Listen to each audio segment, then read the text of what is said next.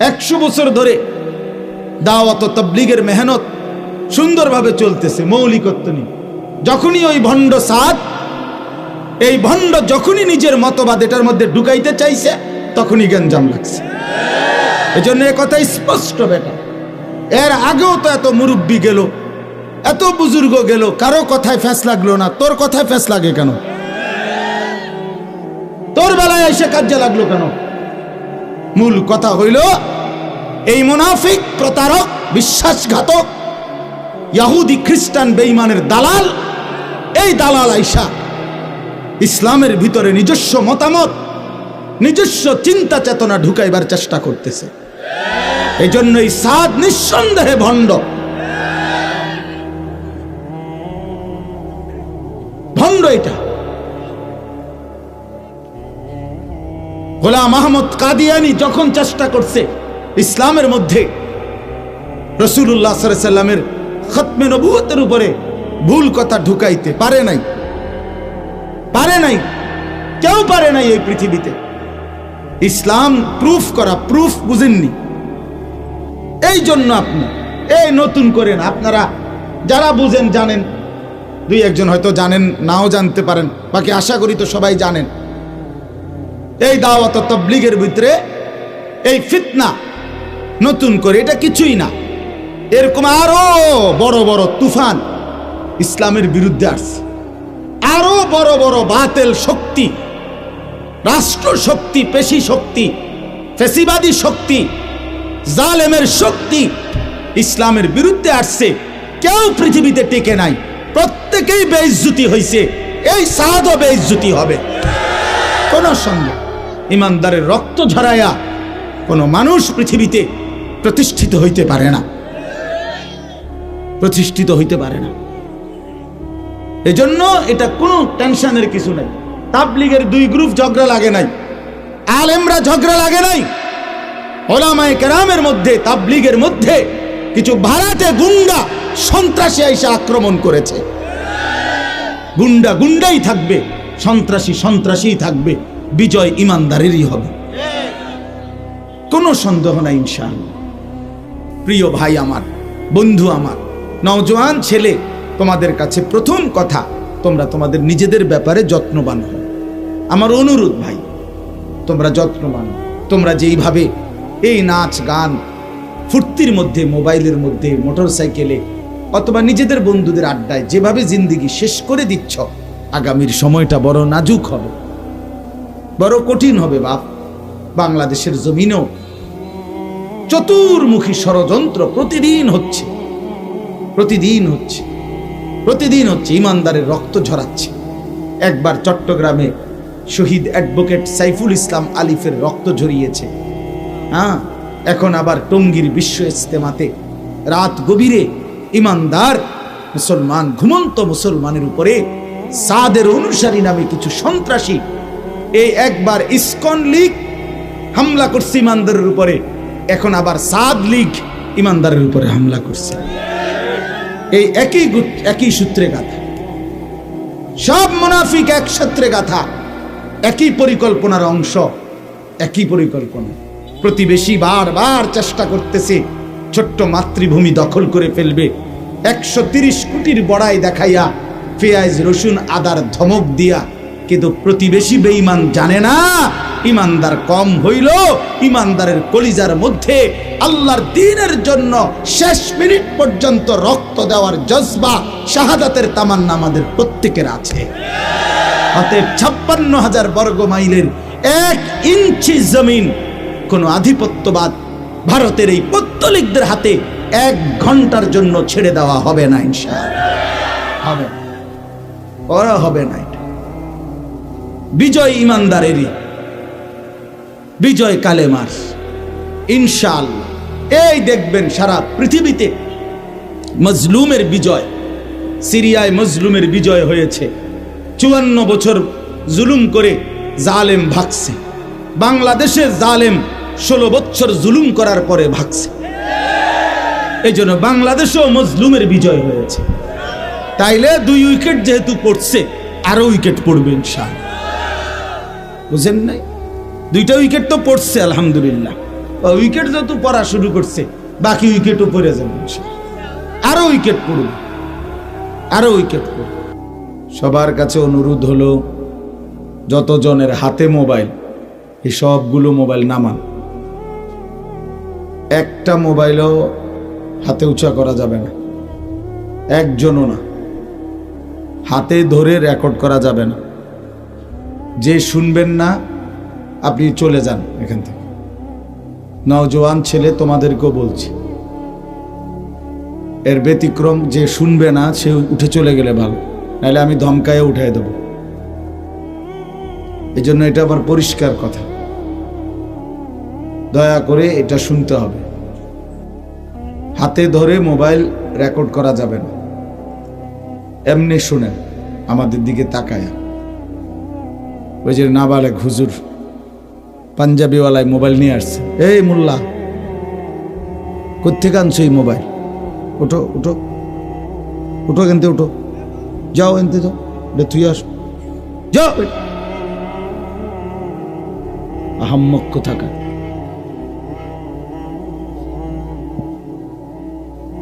অপদার্থ অভিভাবক, সন্তান কিভাবে গড়তে হয় এতটুকুও জানে না। বাচ্চা আহ্লাদ করছে তো তার হাতে একটা সাপ তুলে দিছে। সন্তান কিভাবে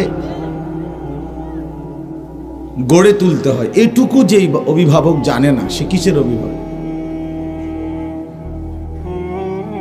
অসংখ্য মুসলমানের ছেলে পেলে শুধুমাত্র অভিভাবকদের এই খামখেয়ালি, এই মূর্খতার কারণে আজকে বরবাদ। 12 বছরের ছেলে, 10 বছরের ছেলে, তাকে অনায়াসেই শাসন করা যায়, শুধরানো যায়। হায় হায়, এতটুকু বাচ্চার কাছেই বেটা ভয় পায় যে সে সারাদিন মোবাইল টিপে, আর এরা অপদার্থ দুজন মা বাপ, এগুলো একটা কামাই করে আর একটা ভাত রান্না, এই কাজ। এই দুই ফালতুর কাজ হইল এই দুটো। একটা কথা হইল, আপনার ছেলেটা নিজের হাতে নষ্ট হয়ে যাইতেছে, আপনি বসে বসে রোজগার করেন। কার জন্য রোজগার করেন? এই উপার্জনটা কার জন্য? যদি বিবি বাচ্চার জন্য, তো এরা তো মানুষ হচ্ছে না, চরিত্রহীন হইতেছে, ধীরে ধীরে নষ্ট হয়ে যাইতেছে, বখাটে হয়ে যাইতেছে। নাচ গান, ছবি, নাটক, সিনেমা, উলঙ্গ দৃশ্য, বেহায়াপনা, সারাদিন মোবাইলের মধ্যে এই নিয়েই ব্যস্ত। তাহলে এই অসভ্য সন্তান তার জন্য কামাই, তার জন্য বুঝি জিন্দেগির উপার্জন? এটা কোনো কথা হলো?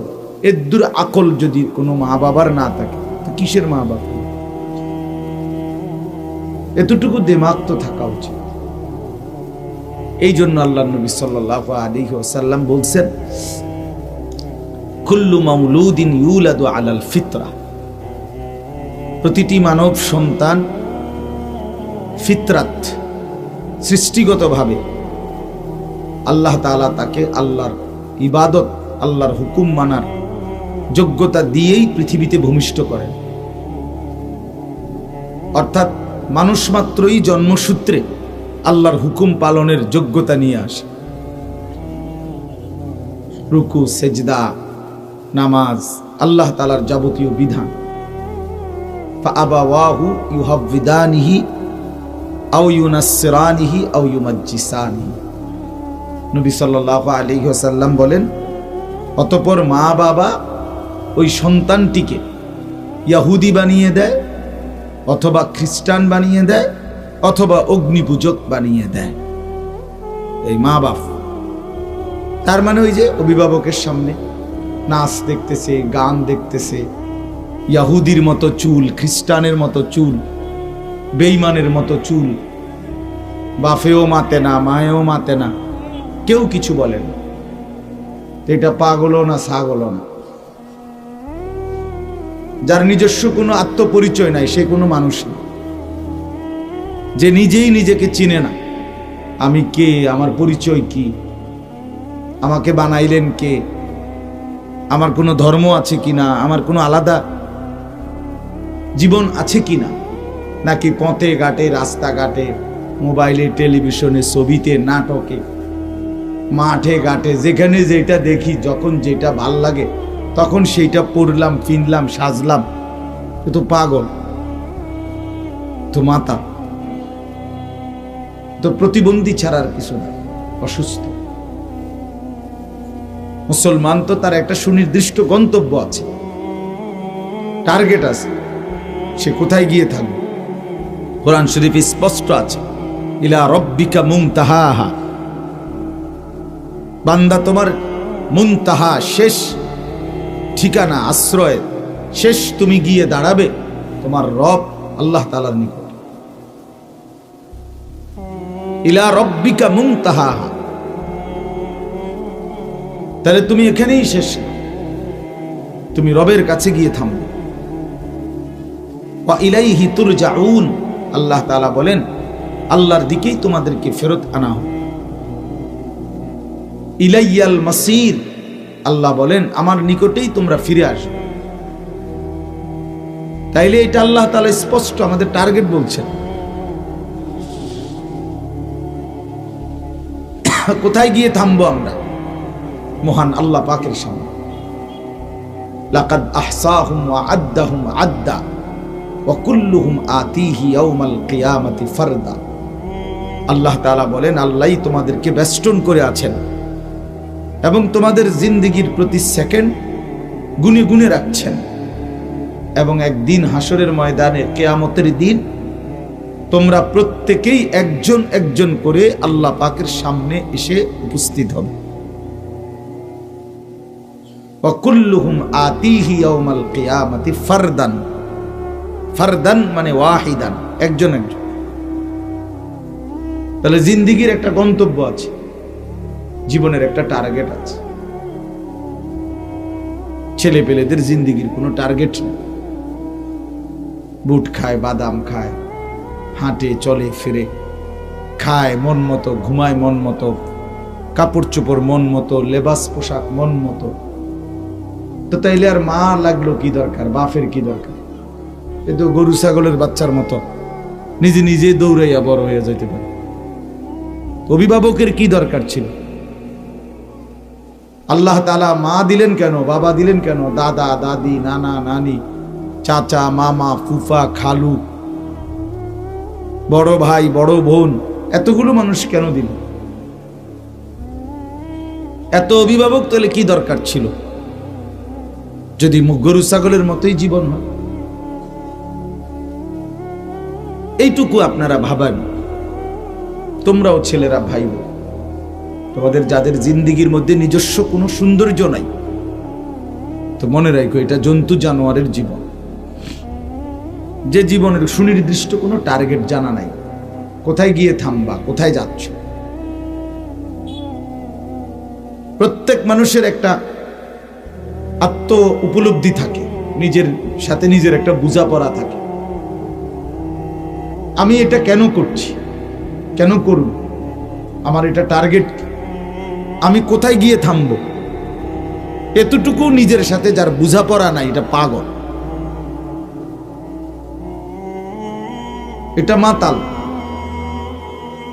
নিজের একটা বোঝাপড়া থাকতে। এজন্য আল্লাহ তাআলা কোরআনুল কারীমের মধ্যে বলছেন, ইয়া আইয়ুহাল্লাযীনা আমানু আলাইকুম আনফুসাকুম, হে ঈমানদারগণ, তোমরা প্রত্যেকেই নিজেকে আঁকড়িয়ে ধরো, নিজেকে গড়ে তোলো, নিজের ব্যাপারে যত্নবান হও, নিজেকে মজবুতভাবে ধরো, আপাদমস্তক হিসাব মিলাও। কার মতো সাজতেছ, কার মতো বলতেছ, কার মতো চলতেছ, কাকে অনুসরণ করছো, কাকে টার্গেট করছো, কোথায় গিয়ে থামবা, কই গিয়া পৌঁছবা, এটা নিজের ব্যাপারে যত্নবান হও, যত্নবান হও। ইয়া আইয়ুহাল্লাযীনা আমানু কু আনফুসাকুম ওয়া আহলিকুম নারা। আল্লাহ তাআলা বলেন, হে ঈমানদারগণ, তোমরা সকলেই নিজেকে বাঁচাও এবং তোমাদের পরিবারের সদস্যদেরকেও বাঁচাও জাহান্নামের আগুন থেকে, মানে গুনাহ থেকে। তাহলে নিজেকে বাঁচাও, গুনাহ থেকে বাঁচাও। নিজেকে সাজিয়ে তোলো। আলাইকুম আনফুসাকুম ওয়াসতাবির আলাইহা। কোরআন শরীফে আছে, আল্লাহ বলছে, বান্দা পরিবারের সদস্যদেরকে নামাজের কথা বলো, তবে নিজেও নামাজের উপরে মজবুত থাকো, নিজেও থাকো মজবুত। ওয়াসতাবির আলাইহা, যত কথাই তুমি যতজনকে বলো তো নিজের ব্যাপারে মজবুত থাকো। যে ভাই আমি আপনাদেরকে ডাকছি আল্লাহর দিকে, কেউ যদি নামাজ না পড়েন আমি একাই পড়ব। আপনাদেরকে আমি বলছি, কেউ যদি না শুনেন আমি একাই আল্লাহর হুকুম মানি। ফাকাতিল ফি নাফসিক, আল্লাহ তাআলা নবীকে বলছে, বন্ধু কেউ যদি যুদ্ধের ময়দানে কাফেরদের মোকাবেলায় আপনার সাথে না থাকে তো প্রয়োজনে আপনি একাই যুদ্ধ করুন। ফাকাতিল ফি নাফসিক, একাই যুদ্ধ করে। নবীজি হুনাইনের যুদ্ধে একাই দাঁড়াইছিলেন। এজন্য মুমিন পাগল ছাগল হয় না, মুসলমান মাতাল হয় না, মুসলমান সুনির্দিষ্ট টার্গেট গন্তব্যে জীবন আগায়, জীবন আগায়। এটা জরুরি, ছোটবেলা থেকেই এটা বুঝতে হয়। আমি মুসলমান, আমার আল্লাহ আছেন, আমার রসুল আছেন, আমার কোরআন আছে, আমার ইসলাম ধর্ম আছে। তাহলে আমি কেন আউল ফাউলের মতো চলব? আমার কিসের অভাব? আমার সব কিছু আছে, আমি কেন যা ইচ্ছা তাই করব কেন? কাফের বেঈমানদের নিয়ম কানুন, চলা ফেরা, উঠা বসা, তাদের সবকিছু তোমার কাছে ভালো লাগে ভাই? এর চাইতে বড় অধপতন, লানত আর কি হইতে পারে? কোরআন শরীফে আল্লাহ কতবার বলছে, ফালানাতুল্লাহি আলাল কাফিরিন। আল্লাহ বলছে আমি আল্লাহর লানত বেঈমানদের উপর, কাফেরের উপরে আমি আল্লাহর লানত। তো যাদের উপরে আল্লাহর লানত, সেই অভিশপ্ত লানত যোগ্য, সেই লানতের জাতির চেহারা, সুরত, চুল, জামা, পোশাক, কথাবার্তা, তাদের মতো বেনামাজি, আল্লাহ চেনে না, সেজদা নাই, নামাজ নাই, নারী, ছবি, নাচ, গান, মদ, জুয়া, নেশা, এই নিয়ে মাতাল, তো তোমার পরিচয় বেঈমান না তো কি? তো তোমার উপরে আল্লাহর লানত, আল্লাহর লানত বেটা।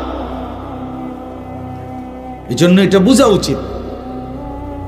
আল্লাহ তাআলা আমাদেরকে আকল দিয়েছেন পূর্ণাঙ্গ, সামান্য বুঝ বুদ্ধি আল্লাহ প্রত্যেক প্রাণীকেই দিয়েছেন, কিন্তু মানুষকে আল্লাহ তাআলা আকলে তাম, পূর্ণাঙ্গ আকল দান করছেন, পূর্ণ বিবেক দান করছেন। ইন্না হাদাইনাহুস সাবিলা, আল্লাহ তাআলা বলেন আমি মানুষকে কল্যাণের পথের যাবতীয় দিক নির্দেশনা আমি আল্লাহ তাআলা দিয়েছি। ওয়া হাদাইনাহুন নাজদাইন, আল্লাহ বলে মানুষকে আমি দুইটা রাস্তা আমি পথ দেখাই দিছি, আমি বলে দিছি এটা আলো, এটা অন্ধকার, এটা জায়েজ, এটা না জায়েজ, এটা হালাল, এটা হারাম, এটা করো, এটা ছাড়ো, এটা উচিত, এটা অনুচিত। সে পথ হারাবে কেন? পথ হারাইবে কেন? আমি আল্লাহ তো দুইটাই বলে দিছি, আলোটাও বলেছি, অন্ধকারটাও বলেছি। কোরআন শরীফে কি কি হালাল এটাও আল্লাহ বলছেন, কোনটা কোনটা হারাম এটাও বলছেন। নবী সাল্লাল্লাহু আলাইহি ওয়াসাল্লাম বলছেন, হাদিসের মধ্যে আছে, আল হালালু বাইয়িন ওয়াল হারামু বাইয়িন, যা কিছু হালাল তাও স্পষ্ট, যা কিছু হারাম তাও স্পষ্ট। অস্পষ্ট ইসলামে কিচ্ছু নাই, কিছুই নাই।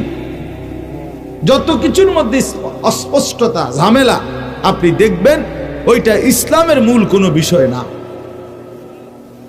আলাদা আমদানি করা হয়েছে। প্রত্যেক বিদআত নিয়ে এজন্য ঝগড়া হয় কেন? যেহেতু এটা ইসলামের মৌলিকত্ব নাই। কই বছরের পর বছর ইসলামের মূল ইবাদত নিয়ে কোনো ঝগড়া হয়, যেটাই অন্যখান থেকে বিদআত ঢুকানোর চেষ্টা করা হয় তখনই এটা বাইজা যায়, ইমানদারের চোখে পড়ে,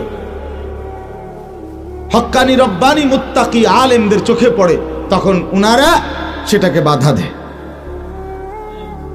বাধা দেয়। ইসলাম স্বয়ংক্রিয়ভাবেই প্রুফ করা, নিরাপত্তার চাদরে, নির্ভুলতার চাদর দিয়ে আল্লাহ তাআলা ইসলামকে প্রুফ করে দিয়েছে। অর্থাৎ এটার মধ্যে ভুল ভ্রান্তি ঢুকাইয়া একদম ইসলামের মৌলিক বিধান হালালের মধ্যে চালাইয়া দিব এমন সুযোগ নাই। ইমানদারের চোখে, আল্লাহর প্রিয় বান্দাদের চোখে, হক্কানি রব্বানি মুত্তাকি আলেমদের চোখে ধরা পড়বেই, ধরা পড়বে। 100 বছর ধরে দাওয়াত ও তাবলীগের মেহনত সুন্দরভাবে চলতেছে মৌলিকত্ব নিয়ে। যখনই ওই ভণ্ড সাদ, এই ভণ্ড যখনই নিজের মতবাদ এটার মধ্যে ঢুকাইতে চাইছে, তখনই গ্যাঞ্জাম লাগছে। এজন্য এ কথা স্পষ্ট বেটা। এর আগেও তো এত মুরব্বী গেল, এত বুজুর্গ গেল, কারো কথায় ফ্যাস লাগলো না। তোর কথায় ফ্যাস লাগে কেন? তোর বেলায় এসে কাজে লাগলো কেন? মূল কথা হইল এই মুনাফিক, প্রতারক, বিশ্বাসঘাতক, ইহুদি খ্রিস্টান বেঈমানের দালাল, এই দালাল আইসা ইসলামের ভিতরে নিজস্ব মতামত, নিজস্ব চিন্তা চেতনা ঢুকাইবার চেষ্টা করতেছে। এই জন্যই সাদ নিঃসন্দেহে ভণ্ড, ভণ্ড। এটা গোলাম আহমদ কাদিয়ানি যখন চেষ্টা করছে ইসলামের মধ্যে রাসূলুল্লাহ সাল্লাল্লাহু আলাইহি সাল্লামের খতমে নবুয়তের উপরে ভুল কথা ঢুকাইতে পারে নাই, পারে নাই, কেউ পারে নাই এই পৃথিবীতে। ইসলাম প্রুফ করা, প্রুফ বুঝেননি? এরকম কাগজের মধ্যে দেখবেন ওয়াটার প্রুফ, মানে এক ধরনের উপরে লেমিনেটিং করে প্লাস্টিক, এটা তার ফানিতে ভিজে না। কথা বুঝেন নাই?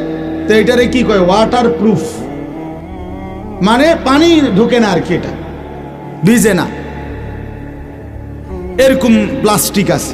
বুলেট প্রুফ আছে গাড়ি, গ্লাস এরকম যে এটার মধ্যে বুলেট ঢুকে না। ফায়ার প্রুফ আছে, অর্থাৎ এটার মধ্যে আগুন লাগে না। সাউন্ড প্রুফ আছে রুম, যে এই রুমের মধ্যে এমন মেশিন লাগাইছে বাহিরের কোনো আওয়াজ এটার ভিতরে ঢোকে না। তো আল্লাহ তাআলা কোরআন এবং সুন্নাহ, ইসলামকে এভাবে প্রুফ করে দিয়েছেন যে এটার মধ্যে কিয়ামত পর্যন্ত কোনো বাতিল, কোনো গোমরা, কোনো ভুল ভ্রান্তি, কোনো ভুল আকীদা এটার ভিতরে ঢুকাইয়া এটা সালাইয়া দিব যে না, ইসলাম এমন ধর্মের নাম না, কোরআন এমন কিতাবের নাম না। পারবে না এটা কোনোদিনও। ওয়া ইন্না লাহু লাহাফিজুন, আল্লাহ তাআলা বলছেন এটা হেফাজতের জিম্মাদারি আমি আল্লাহ নিজে নিলাম। লা ইয়াতিহিল বাতিলু মিন বাইনি ইয়াদাইহি ওয়ালা মিন খালফি তানজিলুম মিন হাকিমিন হামিদ। আল্লাহ বলছেন এই কোরআনের সামনের দিক দিয়া, পিছনের দিক দিয়া, কোন দিক দিয়ে কোনো বাতিল আসবে না, ঢুকবে না, কোনোভাবেই না। কোরআন শরীফের আয়াত, লা রাইবা ফি, তে কোনো সন্দেহ নেই। এই জন্য আপনি এই নতুন করেন, আপনারা যারা বুঝেন জানেন, দুই একজন হয়তো জানেন, নাও জানতে পারেন, বাকি আশা করি তো সবাই জানেন। এই দাওয়াত ও তাবলীগের ভিতরে এই ফিতনা নতুন করে এটা কিছুই না। এরকম আরো বড় বড় তুফান ইসলামের বিরুদ্ধে আসছে, আরো বড় বড় বাতিল শক্তি, রাষ্ট্র শক্তি, পেশি শক্তি, ফ্যাসিবাদী শক্তি, জালেমের শক্তি ইসলামের বিরুদ্ধে আসছে। কেউ পৃথিবীতে টিকে নাই, প্রত্যেকেই বেইজ্জতি হয়েছে। এই সাদও বেইজ্জতি হবে, কোন সন্দেহ। ইমানদারের রক্ত ঝরাইয়া কোনো মানুষ পৃথিবীতে প্রতিষ্ঠিত হইতে পারে না, প্রতিষ্ঠিত হইতে পারে না। এজন্য এটা কোনো টেনশনের কিছু নাই। তাবলীগের দুই গ্রুপ ঝগড়া লাগে নাই, আলেমরা ঝগড়া লাগে নাই, ওলামায়ে কেরামের মধ্যে, তাবলীগের মধ্যে কিছু ভাড়াটে গুন্ডা সন্ত্রাসী এসে আক্রমণ করেছে। গুন্ডা গুন্ডাই থাকবে, সন্ত্রাসী সন্ত্রাসীই থাকবে, বিজয় ইমানদারেরই হবে, কোনো সন্দেহ নাই ইনশাআল্লাহ। এই জন্য বললাম প্রিয় ভাই, এটা বোঝা উচিত নিজের দ্বীন, নিজের ঈমান আল্লাহর সাথে সম্পর্ক, আমরা এটা ছেড়ে দেব কেন? কেন ছেড়ে দেব আমরা?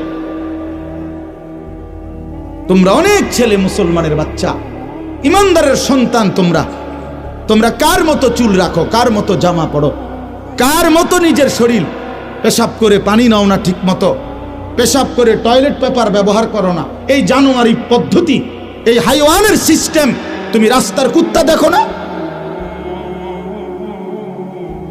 তুমি রাস্তার কুত্তা দেখো না? তো তোমার এদ্দুর বিবেক, তোমার বিবেকের মধ্যে শয়তানে পেশাব করছে, তুমি এতটুকু দেখো না যে এটা মুসলমানের সন্তান হয়ে আমার এই অসভ্য চরিত্র এরকম হইল কেন যে আমি কদ্দুর পেশাব করে ঠিক মতো পবিত্র হই না? এরকম নিকৃষ্ট মুসলমানের বাচ্চা কেমনে হয় বলো মিয়া? সারাদিনে এক ওয়াক্ত নামাজ পড়তে মন চায় না, এটা মুসলমানের বাচ্চা হয় কেমন? কিসের ইমানদার? নাফরমান। এই হাইওয়ান কিসের মুসলমান? এটা জীবন মানে বুটমুড়ি, জিন্দিগি মানে বন বিড়ি চা বিস্কুট, এরই নাম জীবন বেটা। একটা মোবাইল, একটা মোটর সাইকেল, নারীর আড্ডা, জুয়ার আড্ডা, মদের আড্ডা, বন্ধুদের আড্ডা, এই ছেলেরা বেটা, এরই নাম জীবন বেটা। ফালতু কোথাকার। এতটুকুও বুঝলা না? আল্লাহ তাআলা তো দিমাগ দিছে, তোমারে তো আল্লাহ পাগল বানায় নাই। তুমি তো গরু ছাগল না, তুমি মানুষের বাচ্চা। মানুষের বাচ্চা এত মাতাল হয় কেমন? কয়জনে মাগরিবের নামাজ পড়ছো বলো? কোন লজ্জায় এসে ওয়াজ শুনতে বসছো এখন? বেশরম, এই বেহায়া, বেশরম কোথাকার। কোন লজ্জায় বসছো? তুই মুসলমানের বাচ্চা না? তুই নামাজ পড়লি না কেন? কোন লজ্জায় বসলি? এখন যদি ফেরেশতা এসে কান্ডা ধরে উঠায়, বেনামাজিকে যদি একটা মাথার তুললে আসার দেয়, কি হবে তখন? ছি ছি ছি ছি। মুসলমানের মজমায় কেমনে বইলা? ইমানদারের মজলিসে বসলা কেমনে? বেহায়া, বেশরম।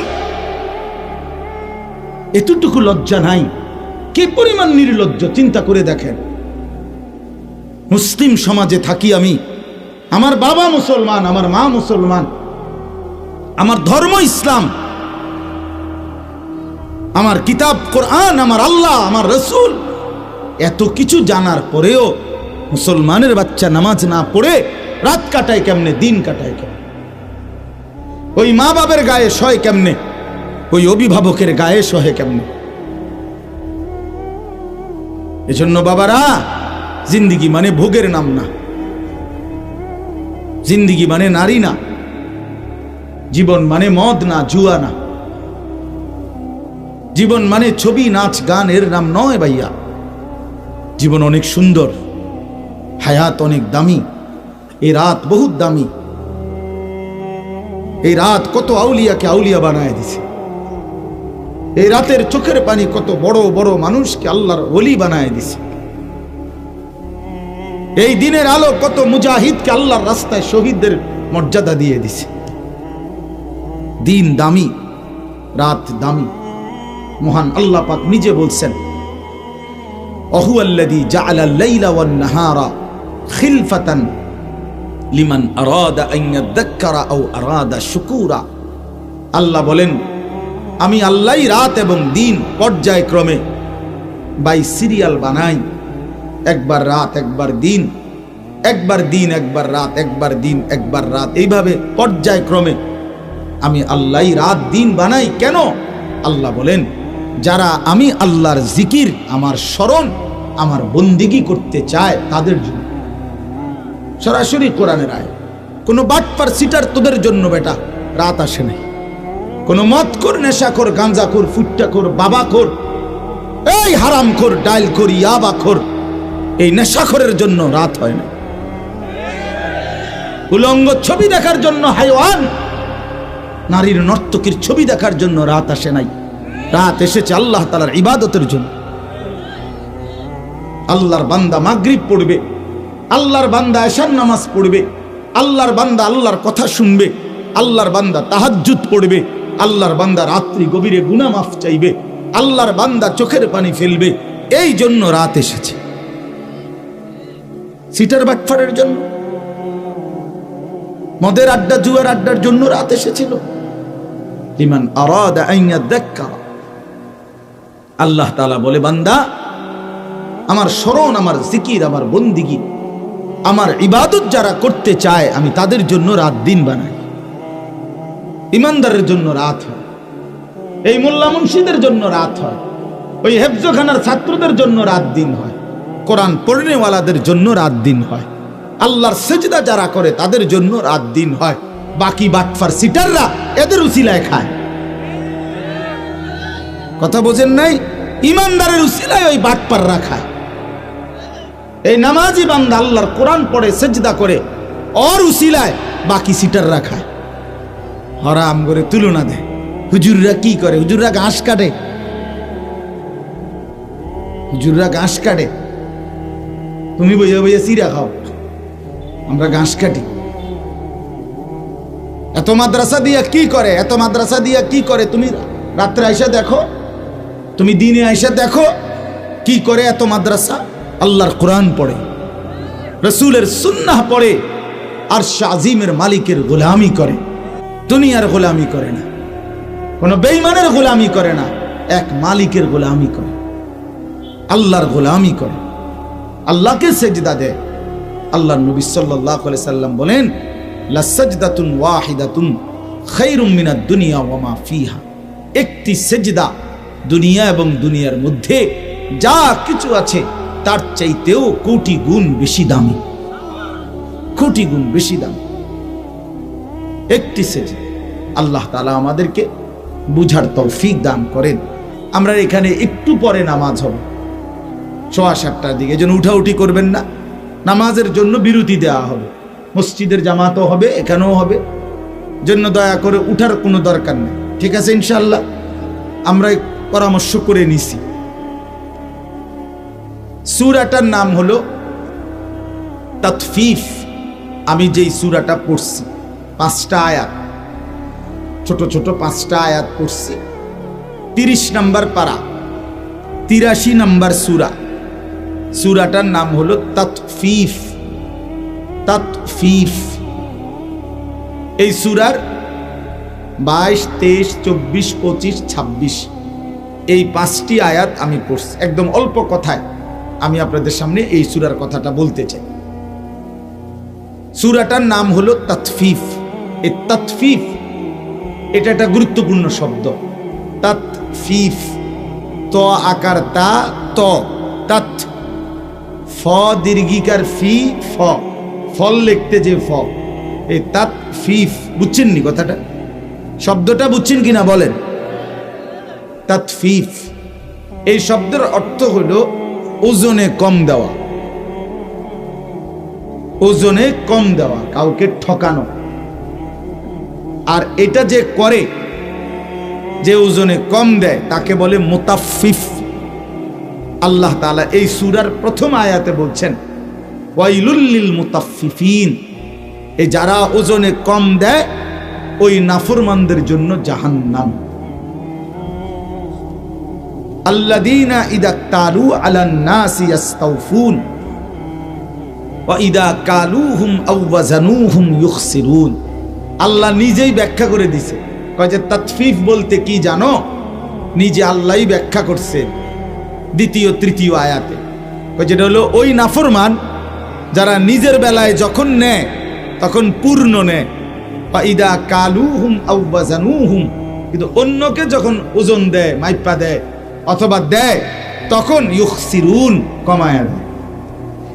নিজে নিলে 60টাই একালি হয়, আর আরেকজনরে দিলে 3টাও একালি হয়ে যায়। বুঝেন না? নিজে নিলে 1000 গ্রামে 1 কেজি হয়, আর কাস্টমাররে দিলে 900 গ্রামও কি হয়ে যায়? 1 কেজি। বাটফার। বুঝেন? এরে বলে মুতাফফিফ, তাতফিফ, তাতফিফ। আল্লাহ তাআলা বলছেন এমন নাফরমানের জন্য জাহান্নাম। ওয়াইলুন, আযাব, দুর্ভোগ, লাঞ্ছনা, বেইজ্জতি, অপমান। এখন আসেন, কোরআন শরীফে আল্লাহ তাআলা বহু আয়াতে ওজন পূর্ণ দেওয়া এই কথাটা বলছেন। ওয়া আকিমুল ওয়াজনা বিল কিসত ওয়া লা তুখসিরুল মিজান, সূরা আর রহমানের শুরুতে আছে, তোমরা ইনসাফের সাথে ওজন পূর্ণ করো।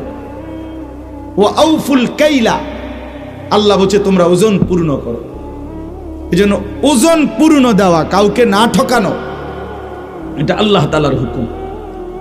ওজনে কম দিলে, কাউকে ঠকাইলে আল্লাহ তাআলা বলছে তার জন্য জাহান্নাম, আযাব।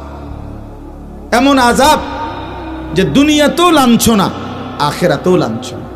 প্রমাণ কি? প্রমাণ হইল একজন নবী ছিলেন হযরত শুআইব আলাইহিস সালাম। শুনছেন নাম উনার? মূসা আলাইহিস সালামের কি শ্বশুর শুআইব আলাইহিস সালাম। এই নবীর জাতি যারা ছিল শুআইব আলাইহিস সালামের কওম, তাদেরকে আল্লাহ তাআলা একসাথে আযাব দিয়ে ধ্বংস করে দিয়েছিলেন। এমন নাফরমান জাতি ছিল। একদিন রাত গভীরে, ভোরবেলা ফজরের ওয়াক্তে আল্লাহ তাআলা একজন ফেরেশতা আইসা ওই পুরা কওমের উপরে একটা চিৎকার দিছে। একটা চিৎকারে এই পুরা জাতিকে আল্লাহ তাআলা নিশ্চিহ্ন করে দিছে।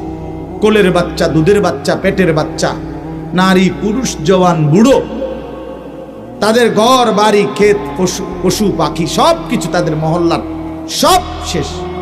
তারা একেবারে নিজ নিজ ঘরে ওই মানুষগুলো উপর হইয়া পড়েছে, ধ্বংস করে দিছে। এই জাতিটা, যাদেরকে আল্লাহ তাআলা ধ্বংস করে দিছে, শুআইব আলাইহিস সালামের এই জাতি পুরা, এদের বড় অপরাধ ছিল, মূল অপরাধ। অনেক পাপ তাদের ছিল, তার মধ্যে সবচেয়ে উল্লেখযোগ্য পাপ ছিল তাদের এই জাতি ওজনে কম দিত।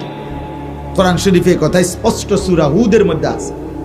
তাদের নবী শুআইব আলাইহিস সালাম দিবানিশি এই কথাটা বলছে, লা তানকুসুল মিকিয়াল, হে আমার জাতি, আল্লাহর দোহাই তোমরা ওজনে কম দিও না, ওজনে কম দিও না তোমরা। ইন্নী আখাফু আলাইকুম আযাবা ইয়াউমিন আযীম, আমি বড় ভয়ানক আযাবের ভয় পাচ্ছি তোমাদের ব্যাপারে। তোমরা যেভাবে মানুষকে ঠকাচ্ছ, আমার বিশ্বাস তোমাদের উপরে ভয়ানক আযাব আসবে। কিন্তু এই মানুষ, নাফরমানগুলো কোনোভাবেই পাত্তা দেয় না এই কথাটা।